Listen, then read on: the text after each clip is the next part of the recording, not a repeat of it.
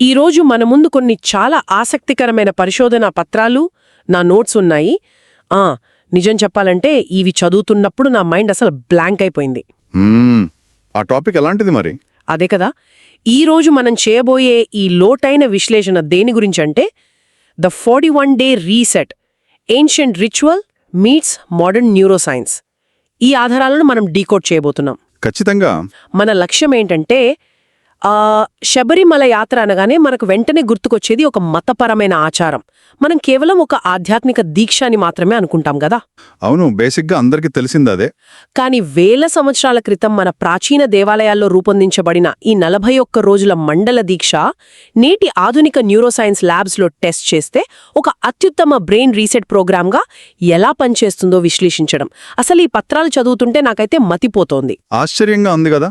ఆగండి, అంటే మన ప్రాచీన ఋషుల అప్పట్లోనే బ్రెయిన్ రీబూట్ ప్రోగ్రామ్ను కనిపెట్టారా? ఇదెలా సాధ్యం? వినడానికి ఆశ్చర్యంగా ఉన్నా ఇది నిజం.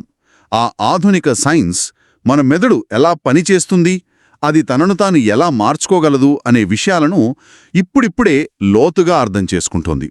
కాని ఈ పత్రాలను విశ్లేషిస్తే ఒక విషయం స్పష్టంగా అవుతోంది. చెప్పండి. ఈ 41 రోజుల మండల దీక్ష వెనుక అద్భుతమైన శాస్త్రీయత దాగి ఉంది. ఇది కేవలం దేవుడిని పూజించే ఒక పద్ధతి మాత్రమే కాదు. ఒక మనిషి మెదడును పూర్తిగా డీకన్స్ట్రక్ట్ చేసి మళ్లీ అత్యున్నత స్థాయిలో రీబిల్డ్ చేయడానికి రూపొందించబడిన ఒక ఖచ్చితమైన ప్రోటోకాల్లాగా ఇది పనిచేస్తుంది. వావ్, ఒక ప్రోటోకాల్ అంటారా? అవును. ఈరోజు మనం మతమనే కోణాన్ని కాసేపు పక్కన పెట్టి కేవలం ఒక సైంటిఫిక్ లెన్స్తో ఈ ప్రక్రియను చూస్తే అందులో ఉన్న సైకాలజీ మనల్ని ఖచ్చితంగా ఆశ్చర్యపరుస్తుంది. సరే, అయితే అసలు ఈ దీక్షలో ఏముంటుందో మొదట చూద్దాం. ఈ ఆధారాల ప్రకారం అయ్యప్ప స్వామి కోసం చేసే ఈ కఠినమైన దీక్ష ఒక మండలం, అంటే సరిగ్గా 41 రోజుల పాటు కొనసాగుతుంది. కరెక్ట్, 41 రోజులు. ఈ 41 రోజులు ఉదయం సూర్యోదయానికి ముందే చన్నీటి స్నానం చేయాలి, నిత్యం ప్రార్థనలు చేయాలి. దుస్తుల విషయానికొస్తే నలుపు లేదా నీలం, కాషాయ రంగు దుస్తులు మాత్రమే ధరించాలి. అది చెప్పులు లేకుండా వట్టి పాదాలతో నడవాలి. ఇంకా చాలా నియమాలున్నాయి కదా. అవును. మాంసాహారం, మద్యం లాంటివి పూర్తిగా మానేయాలి. నేలపైనే పడుకోవాలి. బ్రహ్మచర్యం పాటించాలి. అబ్బా, ఇవన్నీ వింటుంటే ఒక సాధారణ మనిషికి ఇదొక పెద్ద శిక్షలా అనిపిస్తుంది కదా. కేవలం ప్రార్థన చేయడానికి ఎన్ని కఠినమైన నియమాలెందుకు? ఇక్కడే మనం కొంచెం లోతుగా ఆలోచించాలి. బయట నుంచి చూస్తే ఇవి కేవలం భౌతికమైన నియమాల్లా కనిపిస్తాయి, కానీ వాస్తవానికి ఇదొక అద్భుతమైన behavioural engineering master class. Behavioural engineering అంటారా? అంటే ఒక మనిషి ప్రవర్తనను కావాలని డిజైన్ చేయడమా? దీన్ని కొంచెం వివరంగా చెబుతారా? తప్పకుండా. ఈ నియమాలు ఏవి అకారణంగా పెట్టినవి కావు. ఒకసారి ఊహించండి, రోజూ ఉదయాన్నే ఒకే సమయానికి లేవడం వల్ల మన శరీరంలోని సర్కాడియన్ రిథం లేదా బయలాజికల్ క్లాక్ సెట్ అవుతుంది. ఓహో, అంటే బాడీకి ఒక టైం టేబుల్ అలవాటవుతుంది. అవును. అలాగే ఒకే రకమైన బట్టలు వేసుకోవడం, నేలపై పడుకోవడం వల్ల మనిషిలో ఉన్న కంఫర్ట్ జోన్ బద్దలవుతుంది. ఈ దీక్షలో అత్యంత కీలకమైన నియమం మరొకటుంది, గమనించారా? ఏంటది? ఎదుటి వ్యక్తులు ఎవరైనా సరే, వారి హోదా, వయసు, ఆస్తి, కులం ఏదైనా సరే, అందరినీ సమానంగా స్వామి లేదా అయ్యప్ప అని పిలవడం. అవును, ఈ పత్రాల్లో ఆ పాయింట్ నన్ను కూడా బాగా ఆకర్షించింది. ఒక కోటీశ్వరుడైనా సరే తన దగ్గర పనిచేసే సామాన్యుణ్ణి కూడా స్వామి శరణం అని పిలవాలి. ఇది ఒక రకమైన సామాజిక సమానత్వాన్ని చూపిస్తుంది కదా. కేవలం సామాజిక సమానత్వం మాత్రమే కాదు, సైకలాజికల్గా ఇది ఈగో డెత్ లేదా అహంకారాన్ని చంపే ప్రక్రియ. మన బ్రెయిన్ ఎప్పుడూ ఒక సోషల్ హైరార్కీని మెయింటైన్ చేయడానికి ప్రయత్నిస్తుంది. అంటే నేను గొప్ప, తను తక్కువ. కరెక్ట్. ఆ భావన మెదడులో నిరంతరం నడుస్తూ ఉంటుంది. ఎప్పుడైతే అందరినీ ఒకే పేరుతో పిలవడం మొదలుపెడతారో మెదడులోని ఆ స్టేటస్ గేజ్ స్విచ్ ఆఫ్ అయిపోతుంది. పురాణాల ప్రకారం చూసుకుంటే అయ్యప్ప స్వామి అంటేనే స్వీయ నియంత్రణ మరియు ధర్మానికి ప్రతీక. ఆ లక్షణాలను మనిషిలోకి చొప్పించడానికి మెదడుకు ఇస్తున్న ఒక సైకలాజికల్ కండిషనింగ్ ఇది. అదొక పద్ధతి ప్రకారం జరుగుతుందన్నమాట. సరే, ఇదంతా బాగుంది, కానీ నాకొక పెద్ద సందేహముంది. అడగండి. ఈ దీక్ష సరిగ్గా 41 రోజులే ఎందుకుండాలి? మనం చాలా పుస్తకాల్లో మోటివేషనల్ వీడియోల్లో చూస్తుంటాం కదా, ఏదైనా ఒక కొత్త అలవాటు చేసుకోవాలంటే 21 రోజులు చాలు అని చెబుతుంటారు. మరి మనవాళ్ళెందుకు 41 రోజులు అని ఫిక్స్ చేశారు? ఇందులో ఏదైనా మ్యాజిక్ నెంబర్ ఉందా? 21 రోజులు అనేది పాప్ సైకాలజీలో బాగా పాపులర్ అయిన ఒక అపోహ మాత్రమే. ఆధునిక న్యూరోసైన్స్ పరిశోధనల ప్రకారం ఒక కొత్త అలవాటు మన మెదడులో శాశ్వతంగా స్థిరపడటానికి, అంటే ఆటోమేటిక్గా మారటానికి సుమారు 66 రోజుల వరకు సమయం పడుతుంది. 66 రోజులా? అంటే 2 నెలల పైన? అవును, కానీ కనీస స్థాయిలో ఆ నరాల కనెక్షన్లో బలంగా మారటానికి కనీసం 40కి పైగా రోజులు ఖచ్చితంగా అవసరం. దీన్నే మనం సైంటిఫిక్ భాషలో న్యూరోప్లాస్టిసిటీ అంటాం. న్యూరోప్లాస్టిసిటీ వినడానికి కాస్త టెక్నికల్గా ఉంది. దీని అర్థమేంటి అసలు? ఇది మన మెదడులో ఎలా పనిచేస్తుందో కొంచెం సరళంగా అర్థం చేసుకునేలా చెబుతారా? తప్పకుండా చెబుతాను. మన మెదడు ఒక రాయిలాగా మారదు, అదొక ప్లాస్టిక్ లాంటిది. అంటే మనం చేసే పనులను బట్టి తన ఆకారాన్ని, తన కనెక్షన్లను భౌతికంగా మార్చుకోగల సామర్థ్యం దానికుంది. ఒక చిన్న ఉదాహరణ చెబుతాను, వినండి. చెప్పండి. ఒక దట్టమైన అడవిలో మీరు మొదటిసారి నడవాలి అనుకుంటే చాలా కష్టంగా ఉంటుంది కదా. ముళ్ళు, లావుపాటి పొదలు అడ్డు తగులుతాయి, దారి ఎటు వెళ్తుందో తెలీదు. అవును, ఎటు వెళ్లాలో అర్థం కాదు. కానీ అదే దారిలో మీరు రోజూ ఒకే సమయానికి నడుస్తూ ఉంటే కొన్నాళ్లకు అక్కడ ఒక స్పష్టమైన కాలిబాట ఏర్పడుతుంది కదా. ఖచ్చితంగా. అప్పుడు ఏ కష్టం లేకుండా ఆ దారిలో సులభంగా నడిచిపోవచ్చు. ప్రాన్స్ that fire together wire together. అంటే ఒకే పనిని పదే పదే చేస్తున్నప్పుడు మన మెదడులోని న్యూరాన్లు ఒకదానితో ఒకటి అనుసంధానించబడి ఒక బలమైన నెట్వర్క్ను ఏర్పరుస్తాయి. ఈ 41 రోజుల పాటు క్రమం తప్పకుండా ఒకే సమయానికి లేవడం, ఒకే రకమైన ఆహారం తినడం వల్ల ఆ నరాల మార్గాలు బలోపేతమవుతాయి. ముఖ్యంగా మన మెదడులో అలవాట్లను భద్రపరుచుకునే బేసల్ గ్యాంగ్లియా అనే ఒక ముఖ్యమైన భాగం ఉంటుంది. బేసల్ గ్యాంగ్లియా అంటే? ఈ బేసల్ గ్యాంగ్లియా అనేది మన కార్లో ఉండే ఆటో పైలట్ మోడ్ లాంటిదన్నమాట. భలే చెప్పారు. మీరు డ్రైవింగ్ నేర్చుకునే కొత్తలో ప్రతి చిన్నదానికి భయపడతారు కదా. క్లచ్, బ్రేక్, స్టీరింగ్ అన్నీ కాన్షియస్గా ఆలోచించి ఫోకస్ పెట్టి చేస్తారు. అవును, చాలా భయంగా ఉంటుంది. అప్పుడు మీ మెదడు ముందు భాగమైన ప్రీఫ్రంటల్ కార్టెక్స్ అత్యంత చురుగ్గా పనిచేస్తుంది. దానికి చాలా శక్తి అవసరం. కానీ డ్రైవింగ్ వచ్చాక మీరు మీ స్నేహితుడితో ఫోన్ మాట్లాడుకుంటూ కూడా ఇంటికి చేరిపోతారు.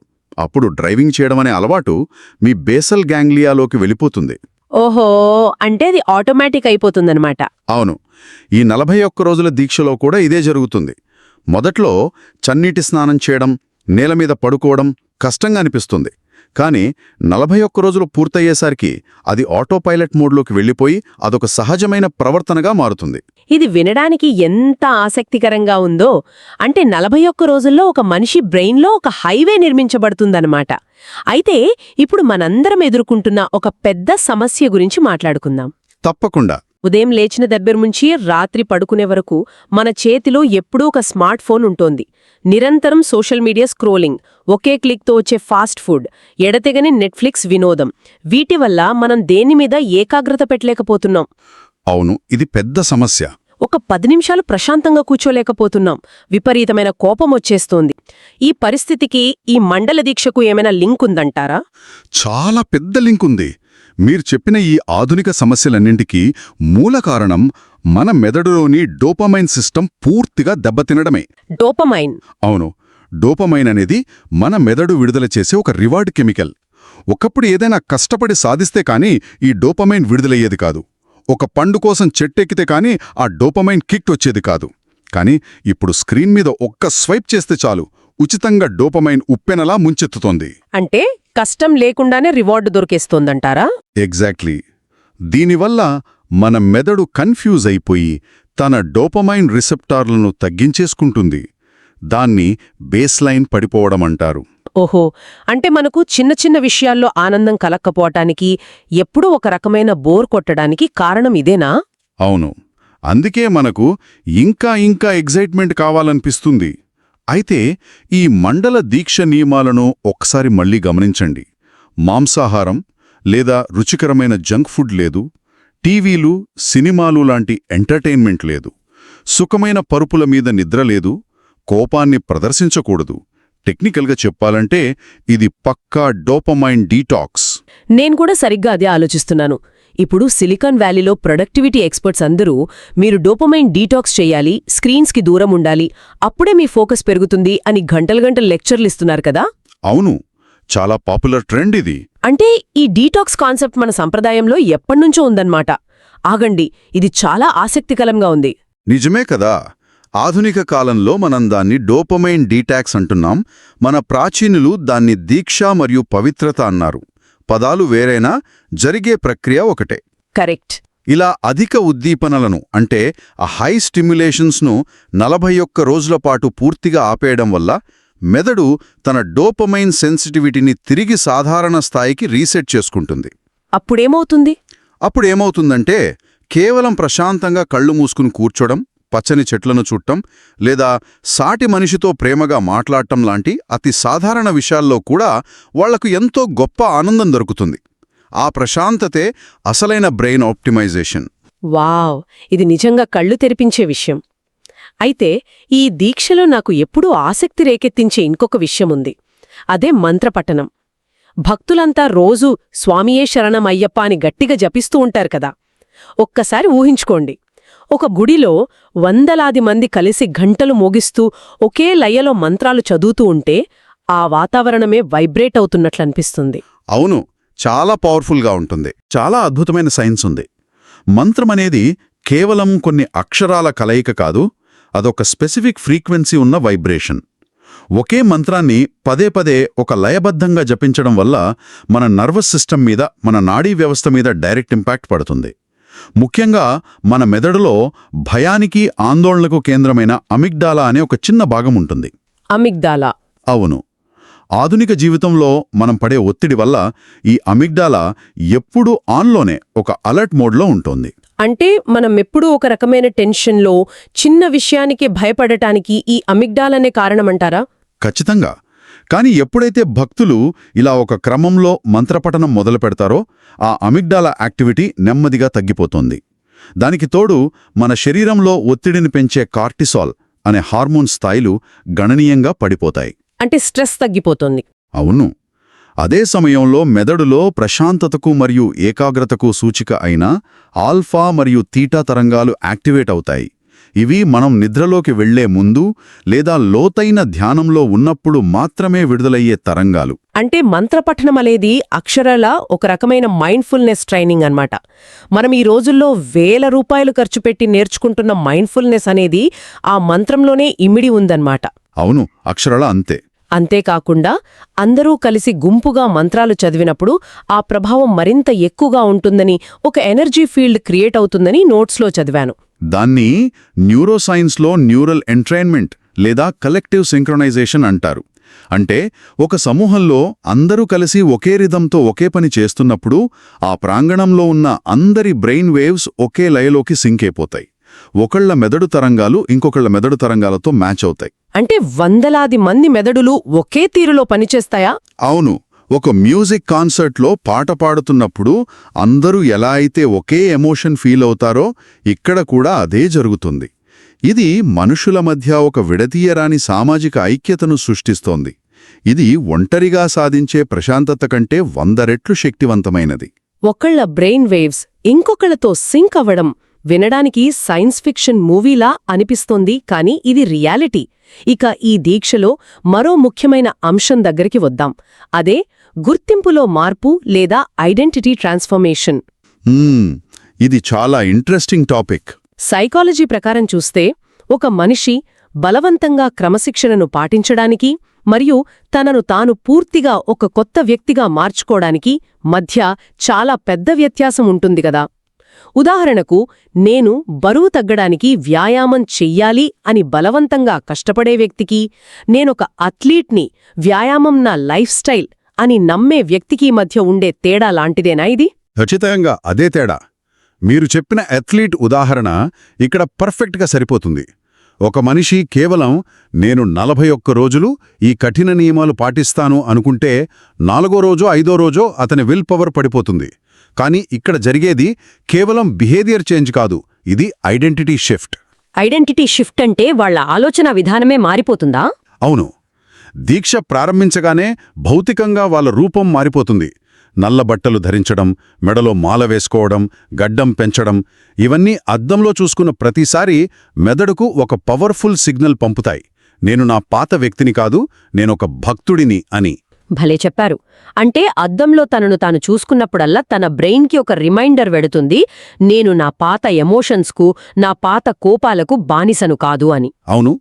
పైగా తన చుట్టుపక్కల ఎంత గొప్ప వ్యక్తులున్నా వాళ్ళని తనతో సమానంగా స్వామి అని పిలవడం, కోపాన్ని అదుపు చేసుకోవడం ద్వారా వాళ్ళు ఆ కొత్త ఐడెంటిటీని యాక్ట్ చేయడం మొదలుపెడతారు. సైకాలజీలో fake it till you make it అంటారు కదా. అవును, నటించి సాధించడం. మొదట్లో అది నటనలా అనిపించినా 41 రోజుల పాటు ఒక కొత్త క్యారెక్టర్లాగా జీవించడం వల్ల ఆ పాత ఈగో చచ్చిపోయి క్రమశిక్షణతో కూడిన ఒక కొత్త వ్యక్తిత్వం శాశ్వతంగా వాళ్ల నరాల్లో ఇమిడిపోతుంది. అంటే ఒక మనిషి లోపలి నుంచి పూర్తిగా రూపాంతరం చెందుతాడు. ఇక ఈ 41 రోజుల ప్రాసెస్ చివరి దశకు వద్దాం. అదే ముగింపు యాత్ర. కఠినమైన యాత్ర.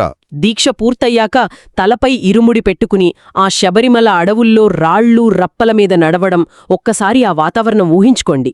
అడవి దారి, చెప్పులు లేని పాదాలకు గుచ్చుకుంటున్న రాళ్ళు, చుట్టూ శరణమయ్యప్ప అంటున్న వేలాది మంది భక్తులు. అంత కఠినమైన శారీరక శ్రమ పడుతున్నా సరే వాళ్ల మొహాల్లో ఎక్కడా బాధ కనిపించదు. ఒక రకమైన అతీంద్రియమైన ఆనందం కనిపిస్తుంది. అసలు ఇంత కష్టంలో ఆనందం ఎలా సాధ్యమంటారు? దీని అర్థం చేసుకోవాలంటే మనం ఆనందం లేదా హ్యాపీనెస్లో ఉన్న 2 రకాలను తెలుసుకోవాలి. మొదటిది హెడోనిక్ హ్యాపీనెస్. అంటే ఒక ఇష్టమైన ఐస్ క్రీం తిన్నప్పుడో, సోషల్ మీడియాలో ఎవరైనా లైక్ కొట్టినప్పుడో కలిగే ఆనందం. ఇది చాలా శుభంగా వచ్చే చీప్ ఆనందం, క్షణాల్లో మాయమైపోతుంది. రెండవది యూడైమోనిక్ హ్యాపీనెస్. యూడైమోనిక్ హ్యాపీనెసా? దీని స్పెషాలిటీ ఏంటి? ఇది మన సాధారణ ఆనందానికి ఎలా భిన్నమైనది? ఇది సులభంగా రాదు.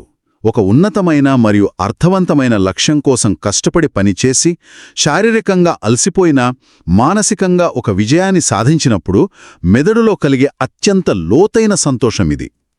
యాత్రలో ఆ అడవిదారిలో నడిచేటప్పుడు కాళ్లకు రాళ్లు గుచ్చుకుంటాయి, అలసట వస్తుంది.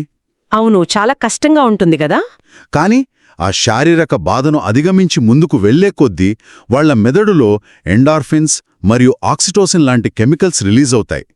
ఆ కష్టం వెనుక ఒక పవిత్రమైన ఉద్దేశం ఉంది కాబట్టి ఆ బాధ కూడా వారికొక అద్భుతమైన అనుభూతిగా మారుతుంది. ఇది జీవితాంతం వాళ్ల బ్రెయిన్లో ప్రింట్ అయిపోయే ఒక శాశ్వతమైన ఆనందం. గుడి 18 మెట్లు దాటి ఆ ఆవరణలోకి వెళ్లే సమయానికి ఆ వ్యక్తి మెదడుకు, అతని మైండ్ సెట్కు పూర్తిగా ఒక ఆపరేటింగ్ సిస్టమ్ అప్డేట్ లేదా కొత్త ఓఎస్ అప్డేట్ జరిగిపోతోందని ఖచ్చితంగా చెప్పొచ్చు కదా. ఏమాత్రం సందేహం లేదు. దాన్ని మనం ఒక ప్రాచీన ఆధ్యాత్మిక అప్గ్రేడ్ అంటూ నిస్సందేహంగా సమర్థించవచ్చు. ప్రాచీన ఆధ్యాత్మిక అప్గ్రేడ్, భలే పదం వాడారు. ఎందుకంటే దీక్ష మొదలుపెట్టిన మొదటి రోజున్న మెదడు సర్క్యూటరీ 41 రోజుల తర్వాత ఆ యాత్ర ముగిసేసరికి పూర్తిగా రీవైర్ అయిపోయి ఉంటుంది.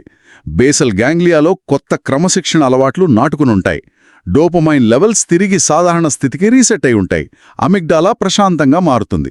మరియు సమాజం పట్ల ఒక బలమైన బంధం ఏర్పడుతుంది. ఇది ఒక సంపూర్ణమైన సైకలాజికల్ ట్రాన్స్ఫర్మేషన్. ఈ రోజు ఈ పరిశోధనా పత్రాలు చదివాక, మీ విశ్లేషణ విన్నాక నాకైతే ఒక్క విషయం చాలా స్పష్టంగా అర్థమైంది. మండల దీక్ష అనేది కేవలం గుడ్డిగా పాటించే ఒక మతపరమైన ఆచారం ఏమాత్రం కాదు. అది అలవాట్ల మార్పు, డోపమైన్ నియంత్రణ, మెదడు తరంగాల సమతుల్యత, ఐడెంటిటీ షిఫ్ట్ మరియు సామాజిక ఐక్యత, వీటన్నింటినీ అద్భుతంగా కలగల్పిన ఒక సమగ్ర బ్రెయిన్ ఆప్టిమైజేషన్ సైకిల్. ఇదంతా చూస్తుంటే ఒక సాధారణ మనిషిగా నాకనిపించేదొక్కటే, మన ప్రాచీనులు ఎంత తెలివైన వాళ్ళు అని. నిజమే కదా. మన వేల ఏళ్ల నాటి ప్రాచీన సంప్రదాయాలను తరచుగా మూఢనమ్మకాలుగా కొట్టిపారేస్తుంటాం. కాని నిజమైన మానసిక పరివర్తనకు కఠినమైన క్రమశిక్షణ, పునరావృతం చేయడం, ఒక అర్థవంతమైన లక్ష్యం మరియు సామాజిక కలయిక ఎంత అవసరమో వాళ్లు ముందే పసిగట్టారు. ఖచ్చితంగా. వాళ్లకి న్యూరాన్లు, డోపమైన్, న్యూరోప్లాస్టిసిటీ లాంటి ఆధునిక సైన్స్ పదాలు తెలియకపోవచ్చు. కాని మానవ ప్రవర్తన వెనుక ఉన్న అసలైన శాస్త్రాన్ని వారు ఆనాడే సంపూర్ణంగా అవగతం చేసుకున్నారు. ప్రాచీన జ్ఞానం మరియు ఆధునిక న్యూరోసైన్స్ ఒకచోట కలిసే అద్భుతమిది. ఈ రెండింటి కలయికే నిజమైన మానసిక ఆరోగ్యానికి దారి. ముగించే ముందు ఈ విశ్లేషణ వింటున్న ప్రతి ఒక్కరికీ ఆలోచింపజేసే ఒక ఆసక్తికరమైన ప్రశ్న వదిలివెళ్లాలనుకుంటున్నాను. 41 రోజుల పాటు సామూహికంగా ఇలాంటి ఒక క్రమశిక్షణ పాటిస్తేనే మానవ మెదడు ఇంత అద్భుతంగా శాస్త్రీయంగా పునరుజ్జీవనం చెందుతుంటే మనం ప్రతిరోజూ చేసే భోజన విధానం, నిద్రలేవగానే చేసే పనులు, పండుగలకు అందరూ కలుసుకునే సంప్రదాయాలు లేదా ఒకరినొకరు నమస్కారంతో పలకరించుకునే ప్రాచీన పద్ధతుల వెనక ఇంకెంతటి సైన్స్ ఉండి ఉంటుంది? ఈ ఎడతెగని డిజిటల్ యుగంలో రోజురోజుకు దెబ్బతింటున్న మన మానసిక ఆరోగ్యాన్ని కాపాడే ఇంకా ఎలాంటి అద్భుతమైన న్యూరలాజికల్ రహస్యాలు ఆ పాత ఆచారాల్లో దాగి ఉన్నాయో కదా? ఒక్కసారి లోతుగా ఆలోచించండి. మరో ఆసక్తికరమైన అంశంతో తదుపరి లోతైన విశ్లేషణలో మళ్ళీ కలుద్దాం.